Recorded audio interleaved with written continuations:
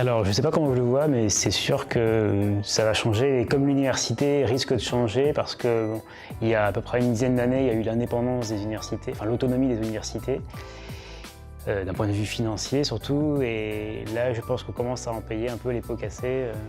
Et l'UT en fait partie, comme maintenant l'UT est intégrée à l'université. Donc, il y a de plus en plus d'étudiants qui arrivent et on est à moyen constant.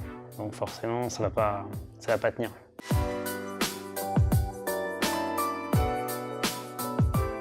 C'est assez difficile à voir. Je ne sais pas si j'ai assez de recul sur cette thématique-là.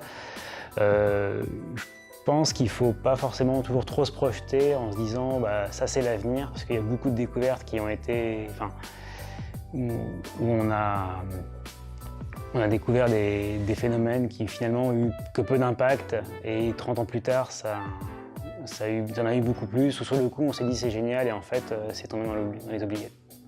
Donc je pense pas pouvoir me projeter là-dessus.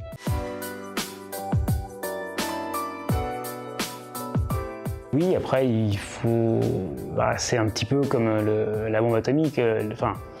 Ça a été une découverte, les rayons, ça a eu beaucoup d'avancées au niveau santé, même si ça peut être aussi à double tranchant, et en fait ça peut être aussi terrible, donc je pense qu'il faut bien faire attention avec les évolutions qu'on peut avoir. Alors après les machines, oui, il y a l'intelligence artificielle, tout ça, mais j'y connais pas grand-chose.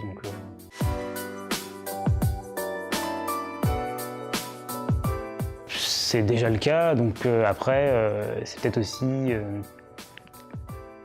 revoir la façon dont on conçoit les métiers. Il y a peut-être beaucoup de métiers qui vont disparaître, mais est-ce que c'est peut-être pas plus mal des personnes qui bossaient dans la sidérurgie, qui portaient des charges, qui finissaient cuits à 40 ans ou qui étaient dans des mines et qui finissaient avec la silicose? S'il n'y a plus ces maladies-là, c'est peut-être pas plus mal.